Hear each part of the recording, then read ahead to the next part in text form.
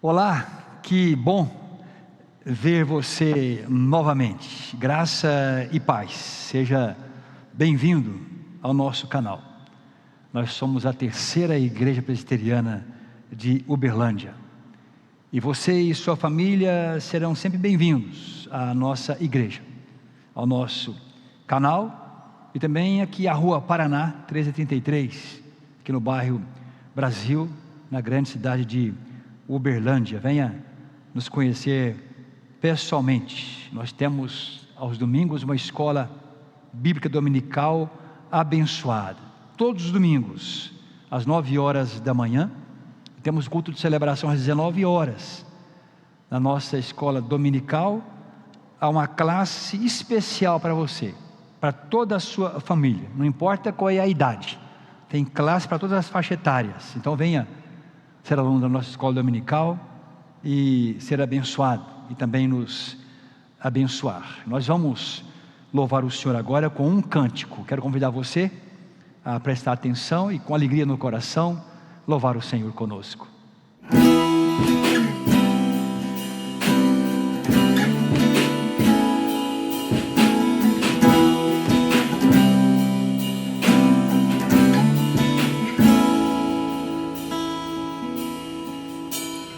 Jesus maravilhoso és, minha inspiração a prosseguir.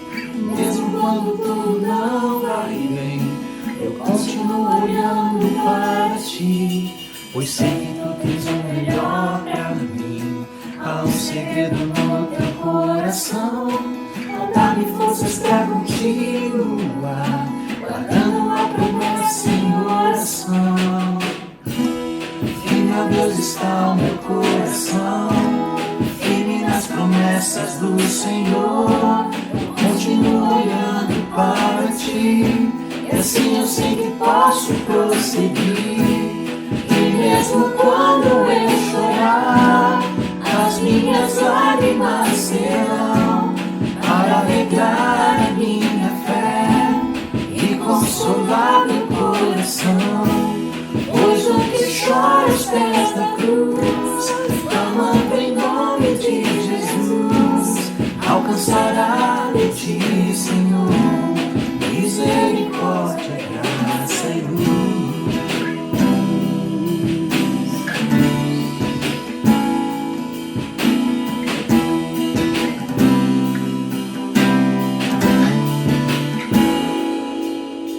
Meu grande amor não cessa,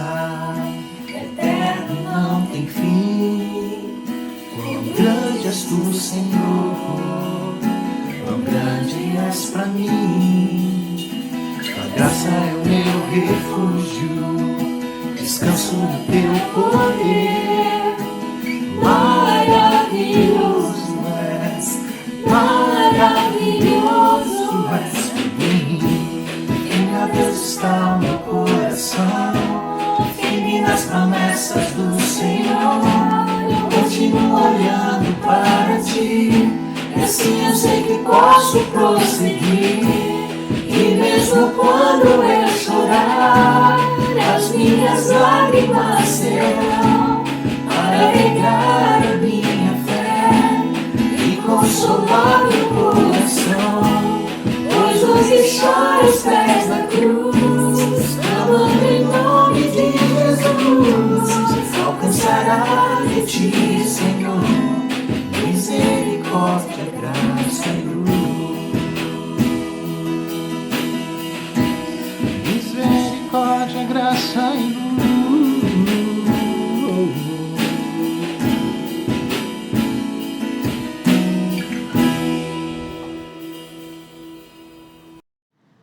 Vamos curvar nossas cabeças agora e falar com Deus em mais uma oração. Vamos agradecer pela semana, pelo dia, pela nossa família, pelo final do ano, né? Um tempo assim de cansaço, mas um tempo também de muita gratidão por saber que chegamos até aqui. E que Deus possa nos abençoar nessa empreitada de iniciar um novo ano, que Ele possa renovar os nossos corações, né? Esse é o nosso desejo do coração, que Deus possa nos conduzir e nos abençoar E eu quero desejar um Feliz Natal para todos. Curva a cabeça e vamos orar. Senhor Deus e Pai do nosso Senhor e Salvador Jesus Cristo, obrigado porque temos aprendido. O Senhor é um Deus que tem se revelado dia a dia ao ser humano, Senhor. Tem falado conosco, ó Deus. Tem sussurrado, tem bradado, ó Senhor, tem exortado. Te louvamos por isso. Nos dê ouvidos, ó Pai, aguçados, para ouvirmos a sua voz. Nos dê um coração humilde, obediente, para que nós atendamos a sua voz. Damos graças a Ti pelo ano que está acabando, findando. Dou graças a Ti, Pai, pelo novo ano, Senhor Deus. Peço que nos abençoe e nos fortaleça na jornada, essa transição, e que possamos nos comprometer mais ainda com o Senhor. Quero pedir ao Senhor, em nome de Jesus, que abençoe os enfermos, ó Deus. Peço que esteja com a mão de poder sobre os necessitados, ó Pai. Peço que cuide dos enlutados, ó Senhor. Peço que renove os desanimados, ó Senhor Deus, e derrame graça sobre todos. Que o Senhor Jesus Cristo possa nascer, viver e reinar em muitos corações, Pai, neste Natal. Dou-te graça por essa oportunidade. E oro em nome dEle. E peço perdão pelos nossos pecados, ó Pai. Lava o nosso coração, Senhor, em nome de Jesus, e nos auxilie para que possamos viver pela fé. Essa é a nossa oração no nome de Jesus. Abra o nosso entendimento ao ler a Tua palavra, Senhor, e na reflexão desta noite, que o Senhor possa nos alimentar com a preciosa palavra do alto, e que o Senhor possa traduzi-la ao nosso coração em nome de Jesus. Eu oro e agradeço. Amém. Quero convidar você a abrir a sua Bíblia no Evangelho de João, capítulo 5, versículo 39. Nós vamos para a sequência do nosso estudo, iniciado na quarta passada. João, capítulo 5. Nós vamos ler todos juntos apenas o versículo 39, bem forte, e pensando exatamente no sentido da exortação do Senhor Jesus. Juntos, examinais as Escrituras, porque julgais ter nelas a vida eterna, e são elas mesmas que testificam de mim. São palavras de Jesus Cristo. Nesse mês que se celebra o mês da Bíblia Sagrada, o Senhor está falando aos judeus sobre a importância de se examinar as Escrituras. E naquele contexto, obviamente, o Antigo Testamento. E ele diz, vamos lá? Examinais as Escrituras, porque julgais ter nelas a vida eterna, e são elas mesmas que testificam de mim. Ele está dizendo, você quer me conhecer? Examine, portanto, as Escrituras. Examinem as Escrituras. Ele se refere, como eu falei, ao Antigo Testamento. Jesus é o cumprimento das profecias. E como nós falamos anteriormente, nenhuma única vez o nome de Jesus aparece no Antigo Testamento, mas toda a sua vida, todo o seu ministério estão descritos através das profecias e dos tipos de Cristo. A expressão tipo de Cristo refere-se a personagens, a episódios, a objetos do Antigo Testamento que nas suas qualidades inerentes tipificavam, ou seja, apontavam para a vida e para a obra do Senhor Jesus Cristo. E você que tem nos acompanhado, nessa segunda parte do nosso estudo, nós vamos continuar observando alguns tipos de Cristo, como foi proposto no estudo anterior. Nós já vimos que ele foi anunciado lá no paraíso, lá no Éden. E vimos também que ele foi anunciado no Monte Moriá. E observamos também que ele foi anunciado no Cordeiro Pascal. Eles apontavam para Jesus. Cumpriu-se no Messias, como nos ensina o Novo Testamento, fazendo menção do Velho Testamento. Nós vamos dar sequência agora ao quarto tipo de Cristo, anunciado no deserto. Vamos ler? Vou pedir para o Luiz colocar na tela Êxodo, uma narrativa muito conhecida nossa. Êxodo 16, versos 1 ao verso 4. Êxodo 16, os versículos 1 ao 4. O povo estava no deserto. Observe a narrativa do texto sagrado, de Êxodo 16, 1. Vamos ler apenas até o verso 4. Partiram de Elim, e toda a congregação dos filhos de Israel veio para o deserto de Sim. Já estava no deserto, que está entre Elim e Sinai, aos 15 dias do segundo mês, depois de saíram da terra do Egito. Toda a congregação dos filhos de Israel, toda a congregação murmurou contra Moisés e Arão no deserto. Disseram-lhes os filhos de Israel: quem nos dera tivéssemos morrido pela mão do Senhor na terra do Egito, quando estávamos sentados junto às panelas de carne e comíamos pão a fartar, pois nos trouxestes a esse deserto para matar de fome toda essa multidão. Então disse o Senhor a Moisés: eis que vos farei chover do céu pão, e o povo sairá e colherá diariamente a porção para cada dia, para que eu ponha à prova se anda na minha lei ou não. Pegamos um período aqui da caminhada do deserto, nós observamos aqui. Vamos observar então o Cristo anunciado no deserto, no episódio do maná, no episódio da rocha e da serpente de bronze. Como nós sabemos pela leitura, o povo não estava ainda pronto para a terra prometida. Havia muita murmuração. Israel peregrinou por 40 anos no deserto. Um tempo longo, meus irmãos. Um tempo difícil, mas de intensa aprendizagem. Muitos costumes foram absorvidos lá no Egito. Valores foram incutidos. Havia muita desobediência. O povo saiu do Egito. Agora era preciso tirar o Egito do povo. E as lições do deserto eram então o caminho. Era no deserto que o povo seria moldado. E diuturnamente Deus esteve presente. Apesar de toda a murmuração, rebeldia do povo, Deus esteve presente. Eles não foram desamparados. Eles não foram confundidos no longo e árduo caminho do deserto. É a fidelidade de Deus às suas promessas santas. Então ele foi anunciado no deserto. No texto lido, nós observamos Jesus anunciado no próprio maná. O que nós vimos aqui? Houve murmuração por parte do povo de Deus. Estavam sentindo saudades do Egito. Já na caminhada no deserto, tinham avançado um pouquinho, muito pouco tempo, e já estavam murmurando e com saudades do Egito, saudades da comida do Egito. Sentiram-se abandonados, e apesar da rebeldia, nos conta aqui o texto, que o Senhor, Ele enviou alimento todos os dias. Então uma espécie de pão foi enviada para sustentá-los no deserto. E é interessante que quando você observa a leitura, somente quando eles entraram na terra prometida, é que o maná cessou. O tempo todo da peregrinação, Deus os sustentou com o maná ali no deserto. Nos fala aqui o texto sagrado.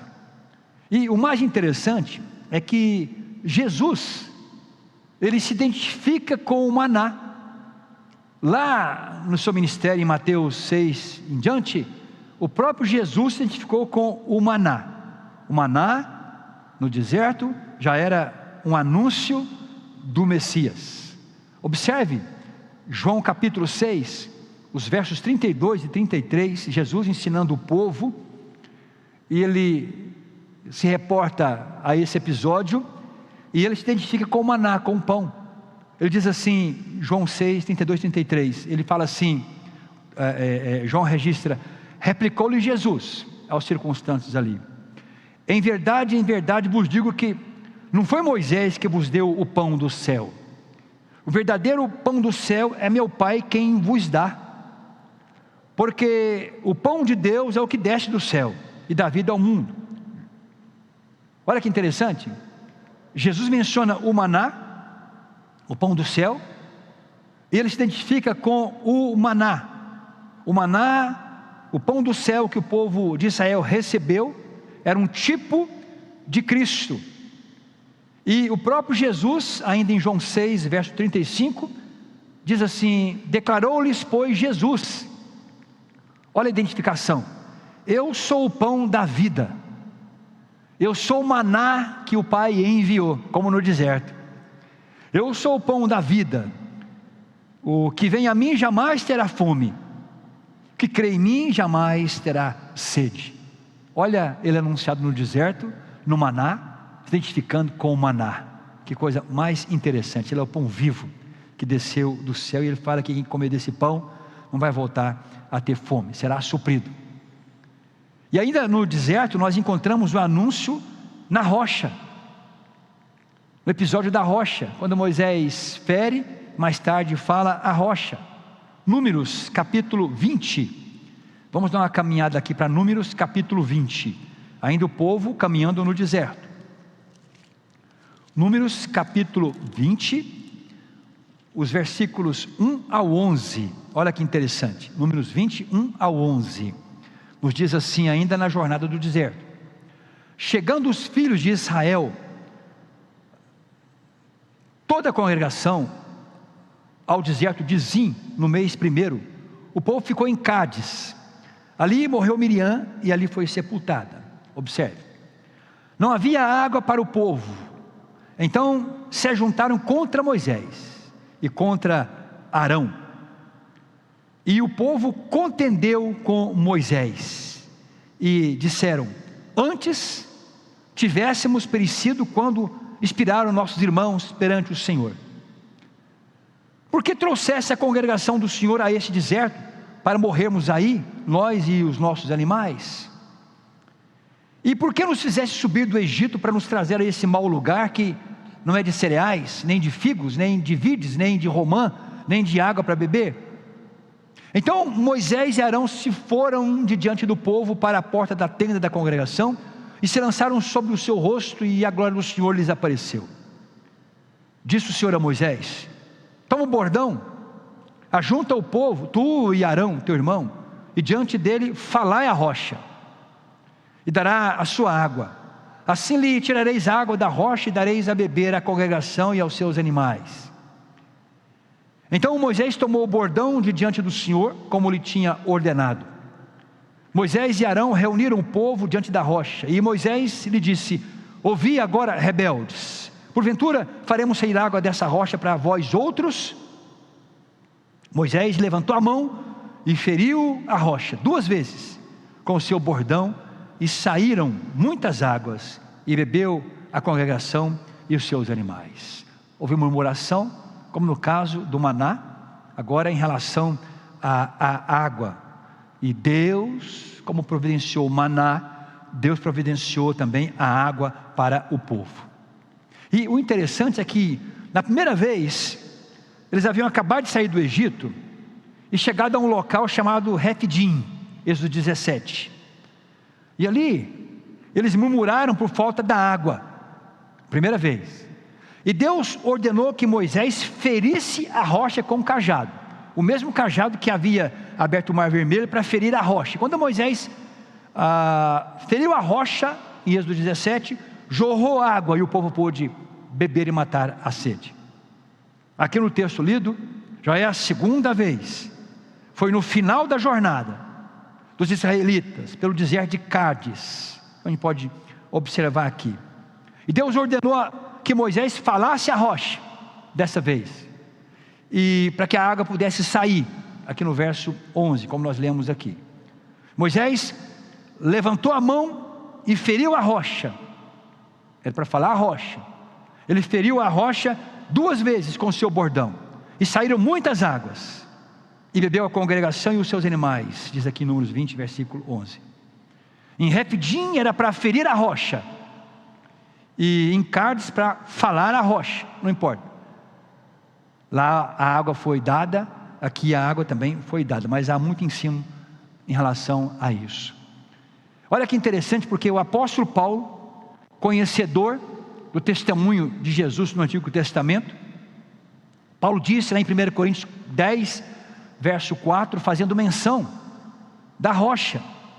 Ele diz que os israelitas beberam da mesma fonte espiritual, porque bebiam de uma só pedra espiritual que os seguia. E Paulo fala assim, e a pedra era Cristo. Paulo identifica Cristo com a água que saía dessa pedra, com essa pedra. Primeira e segunda vez, ele está identificando Cristo, e a pedra era Cristo. E o mais interessante é que aquela rocha no deserto, na saída e quase no final da jornada, realmente parecia que aquela rocha seguia o povo de Deus. Por 2 vezes tinha saciado a sede do povo de Deus. E Paulo fala que eles eram seguidos por uma rocha. E Paulo diz assim, e a rocha e a pedra era Cristo. Não era uma rocha física tão somente, mas era um tipo de Cristo, o anúncio do Cristo. Era uma pedra espiritual, pois a fonte que realmente sustenta o povo não era física, era espiritual. E Paulo identifica Cristo com a rocha. E a gente observa o próprio Cristo também falando da mulher samaritana, que ele era a água da vida. Então nós vemos aqui no maná e na água da rocha.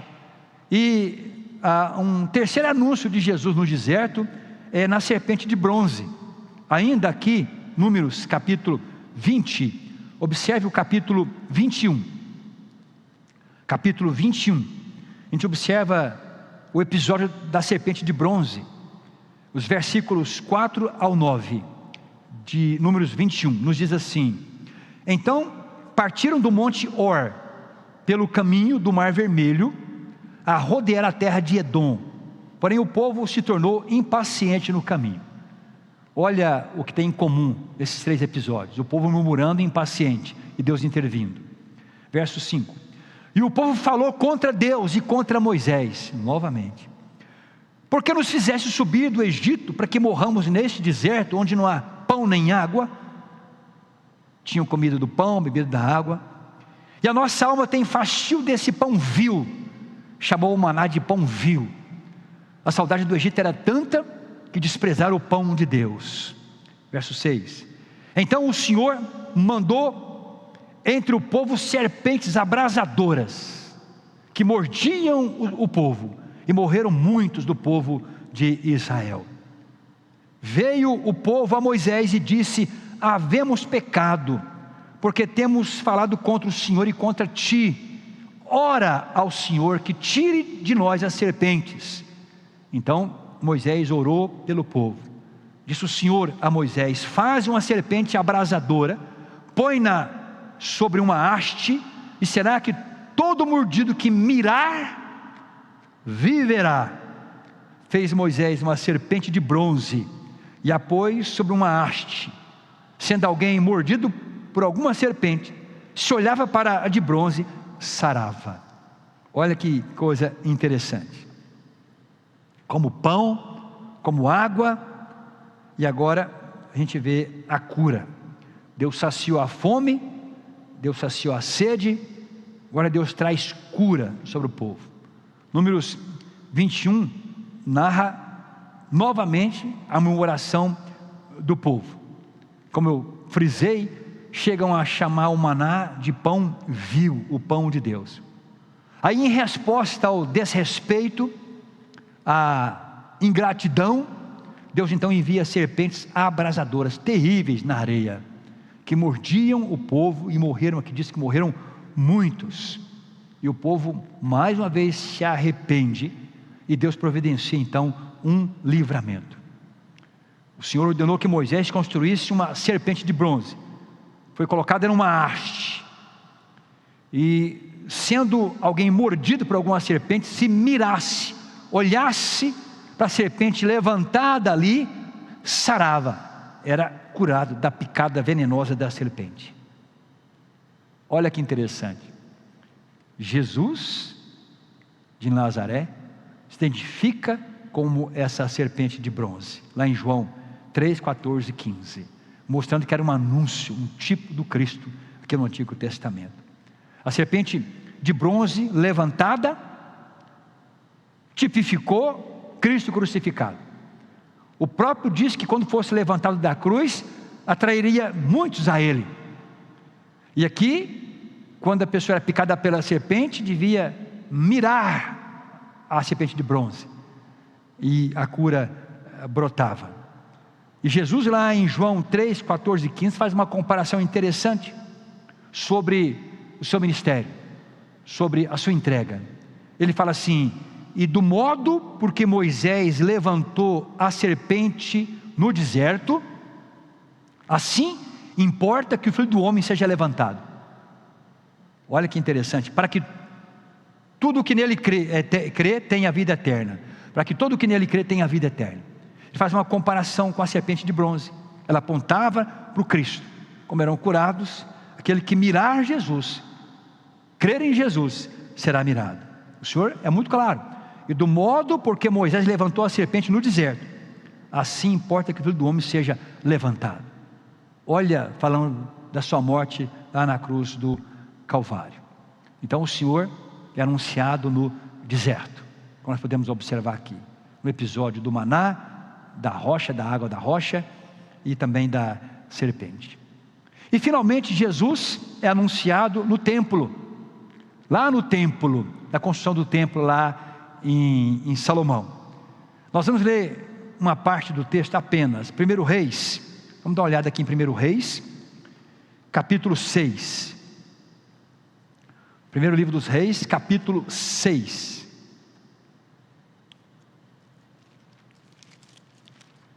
capítulo 6,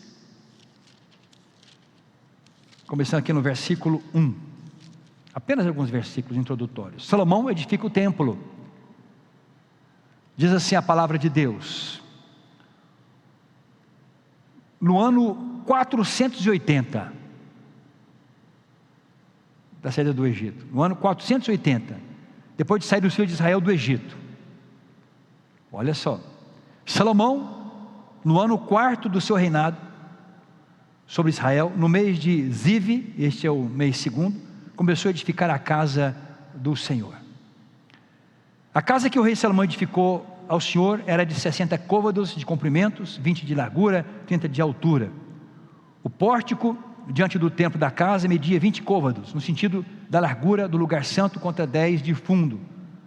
Para a casa fez janelas de fasquias fixas superpostas. E ele vai descrevendo aqui a construção do templo. Não vou ler todo o texto não.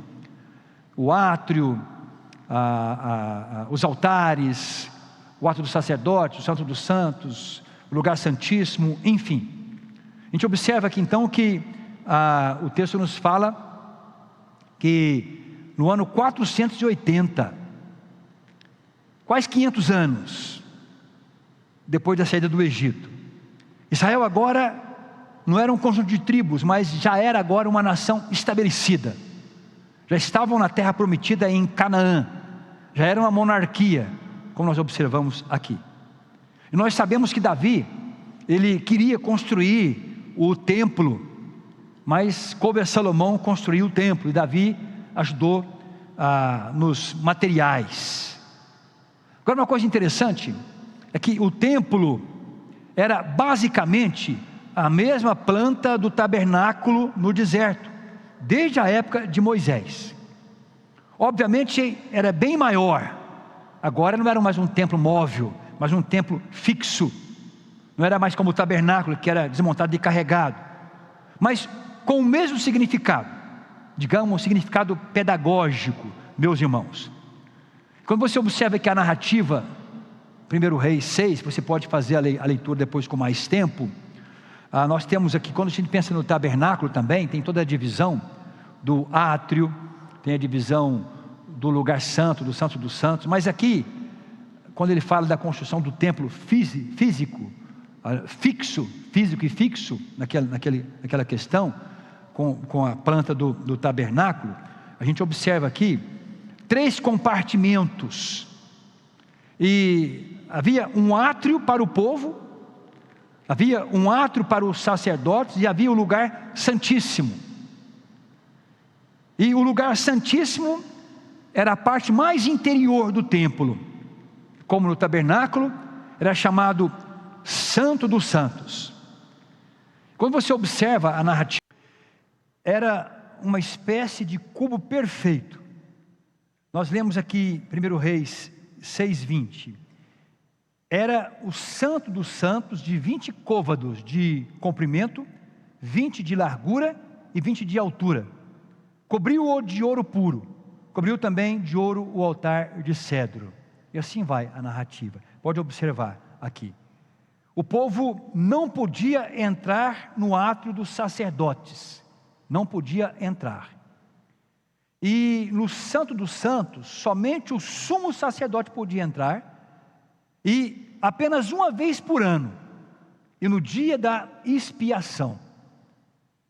E dividindo o lugar santo do lugar Santo dos Santos, havia uma espessa cortina que impedia a visão do interior.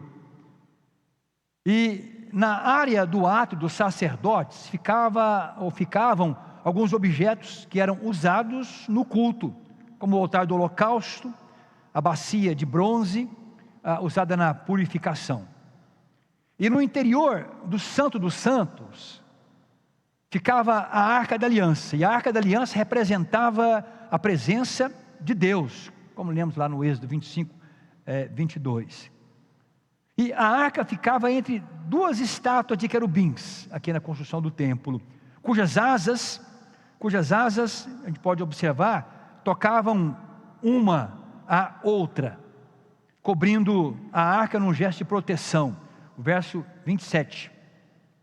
Pois os querubins, no mais interior da casa, os querubins estavam de asas estendidas, de maneira que a asa de um tocava numa parede e a asa do outro tocava na outra parede. E as suas asas no meio da casa tocavam uma na outra. E dentro da arca estavam as tábuas da lei, dadas por Deus a Moisés no Monte Sinai. E a gente observa que o elemento mais abundante aqui na narrativa, você pode observar no templo, era o ouro. Tanto no tabernáculo, como aqui no templo, a gente observa o uso do ouro, em todas as questões aqui. Para que isso? Deus não precisa disso. Mas toda a riqueza e todo o esplendor aqui, nos falam do templo como uma espécie de cópia do templo celestial. Nos lembramos que o tabernáculo havia sido construído de acordo com as ordens dadas por Deus, era uma pedagogia divina. Todo o ensino estava sendo realizado aqui. A revelação é progressiva. E tudo apontava para o Cristo, como temos observado aqui, em todos os tipos que nós estamos analisando. E o templo, ele impressiona pela sua simbologia. Por quê? Porque primeiro, nos faz pensar na santidade de Deus. Observe que as restrições, a Arca da Aliança ficava em um lugar inacessível para o povo, para demonstrar a santidade divina.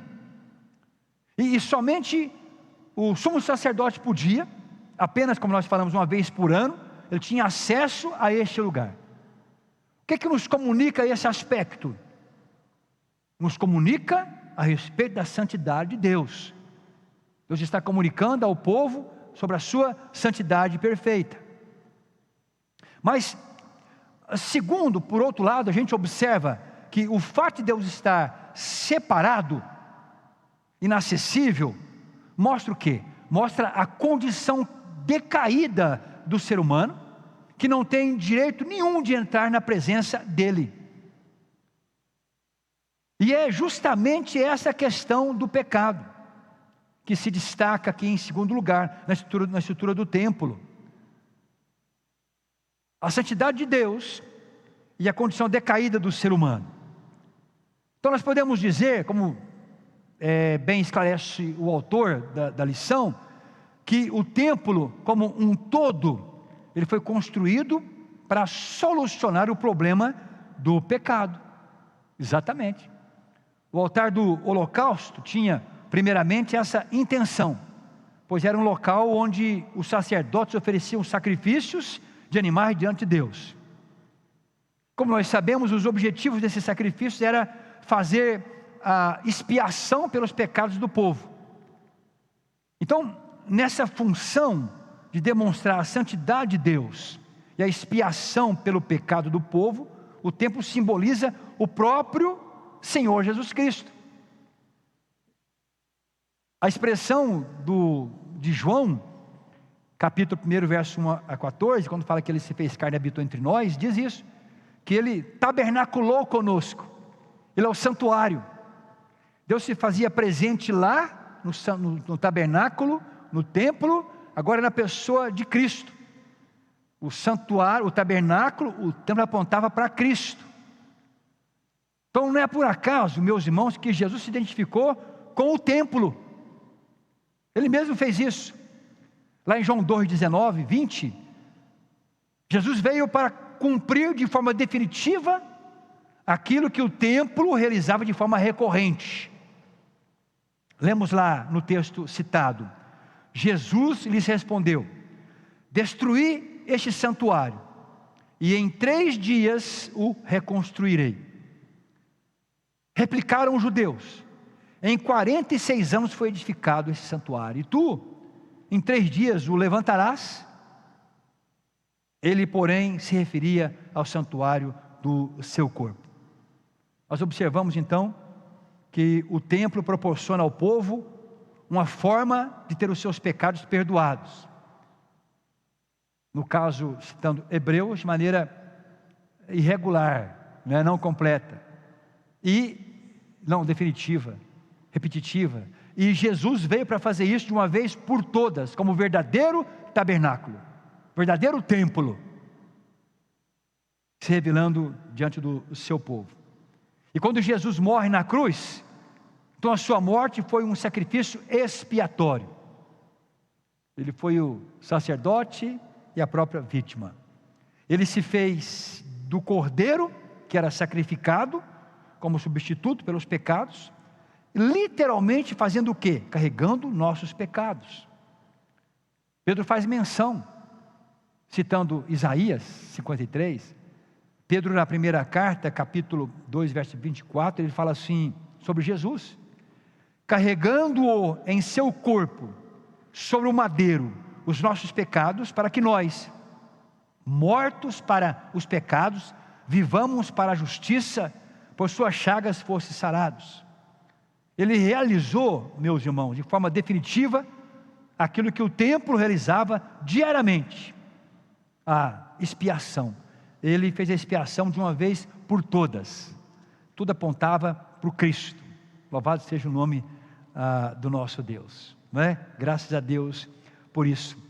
Ele cumpriu, as promessas foram cumpridas, as profecias foram cumpridas, como nós podemos observar aqui. Então o templo era um protótipo de Cristo, e segundo o autor foi um dos maiores anúncios sobre Jesus, que podem ser vistos no Antigo Testamento. Ele veio e tabernaculou conosco. Quando ele se entregou por nós, ele morre na cruz, o véu do santuário rasgou-se de alto a baixo, a arca foi revelada, não há mais separação. Como diz o autor de Hebreus, nós agora temos, por causa de Cristo, intrepidez para adentrarmos onde? No Santo dos Santos, pelo sangue de Jesus, e pelo novo e vivo caminho que Ele nos consagrou pelo véu, isso é, pela sua carne. Então o santuário, o tabernáculo, tudo foi cumprido em Cristo. Ele é maior do que o templo. Ele é maior do que o templo. O templo falava dele, apontava para Ele. Ele tabernaculou conosco. O véu rasgou-se e Deus se revelou, porque o pecado foi expiado. Não tem mais separação. Que bênção nos fala o ensino do Antigo Testamento. Louvado seja Deus por isso. E nesse tempo de Natal, que coisa maravilhosa é pensarmos assim. Deus se fez gente e tabernaculou conosco. João, lá no seu capítulo 1, ele parte desse pressuposto bastante interessante. E João, depois de escrever aqui textos interessantes, ele fala assim, e o verbo se fez carne e habitou entre nós, fez a sua tenda entre nós, cheio de graça e de verdade, e vimos a sua glória, a glória como do unigênito do Pai. Então não precisamos mais adentrar no tabernáculo daquela forma, com aqueles sacrifícios, nem no templo de Salomão com aqueles sacrifícios. Mas agora, como o apóstolo Paulo fala, nós somos santuários do Espírito Santo. Ele habita em nós. O pecado foi expiado. Não tem mais aquela separação. Ele nos aproximou pelo seu sangue precioso. O autor de Hebreus fala assim: pelo novo e vivo caminho que ele nos consagrou pelo véu, isto é, pela sua carne. E tendo grande sacerdote sobre a casa de Deus, aí ele nos convida: aproximemo-nos. Ninguém podia se aproximar. Agora há um convite, à luz do que o Senhor fez. Aproximemo-nos com sincero coração, em plena certeza de fé, tendo o coração purificado de má consciência e lavado o corpo com água pura. Guardemos firme a confissão da esperança, sem vacilar, pois quem fez a promessa é fiel. Consideremos-nos também uns aos outros para nos estimularmos ao amor e às boas obras. Não deixemos de congregar-nos como é costume de alguns, antes façamos admoestações e tanto mais, quando vedes que o dia se aproxima. Estamos nos últimos tempos. Jesus é o tabernáculo, é o templo. A igreja é corpo de Cristo. A igreja é o lugar santo dos santos, onde habita Deus. Olha como que o Senhor Jesus tinha toda a razão ao exortar os seus circunstantes a examinarem as Escrituras. Examine as Escrituras, porque julgaste tem nelas a vida eterna. Vocês sabem disso? E são elas que testificam de mim. Olha como o Antigo Testamento testificava o tempo todo acerca do Messias que viria. O profeta Isaías, o povo que estava em trevas viu grande luz. E o seu nome será Deus forte, maravilhoso conselheiro, Pai da eternidade, príncipe da paz, Senhor dos senhores, Rei dos reis. Ele está conosco. E toda a Bíblia faz esse anúncio, que Deus possa nos dar ouvidos para ouvirmos e entendermos o Evangelho. Nós observamos aqui uma pequena demonstração de que o Antigo Testamento, do que ele falou sobre Jesus. E de fato o Antigo Testamento falou muito sobre ele. E Jesus tinha toda a razão em afirmar, em exortar, para que fossem examinadas as Escrituras Sagradas. Como essa verdade fortalece a sua fé no Messias? A mim, me abençoa muito e me fortalece. Que coisa maravilhosa é saber que tudo se cumpriu na pessoa de Jesus e que Ele está conosco na pessoa do Espírito Santo. Que seja assim, que nós entendamos isso para a glória dEle, tão somente para a glória dEle. Amém? Vamos falar com Deus numa oração e em seguida nós vamos ouvir um cântico. Vamos louvar a essa pessoa perfeita, a essa obra expiatória magnífica que veio lá da cruz do Calvário. Deus, obrigado por essa palavra. Deus, aplica essa palavra a cada coração. Desvenda os nossos olhos, Senhor, e queremos celebrar Jesus Cristo, nascido em Belém da Judéia, Rede vivo, à sua direita, intercedendo por nós e presente conosco na pessoa do Espírito Santo. Amém.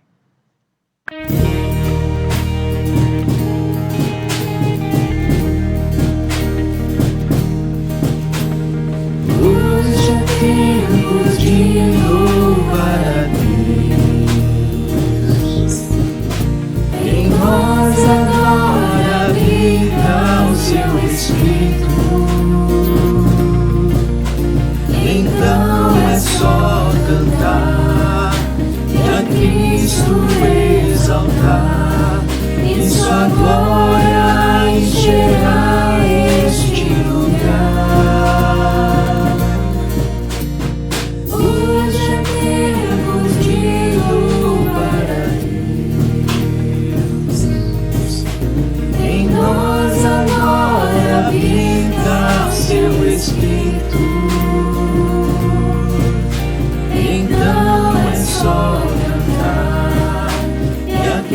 Cristo exaltar, e sua glória encherá este lugar. Vem louvar,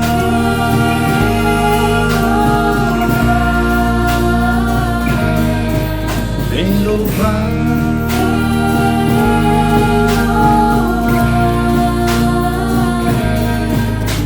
no meio dos louvores Deus habita,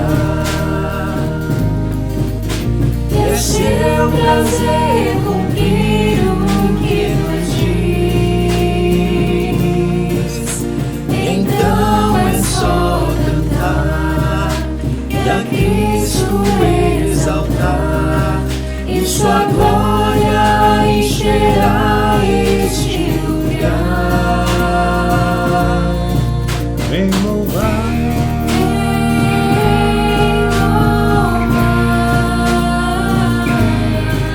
vem louvar,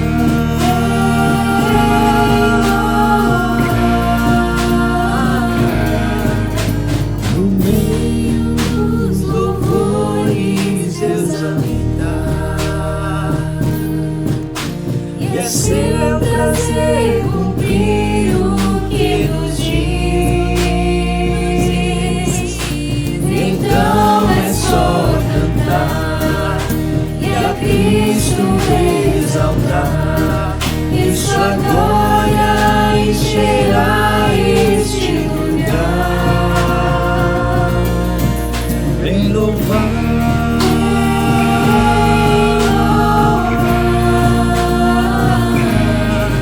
vem louvar,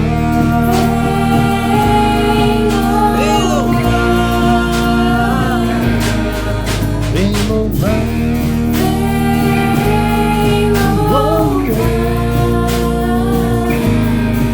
vem louvar,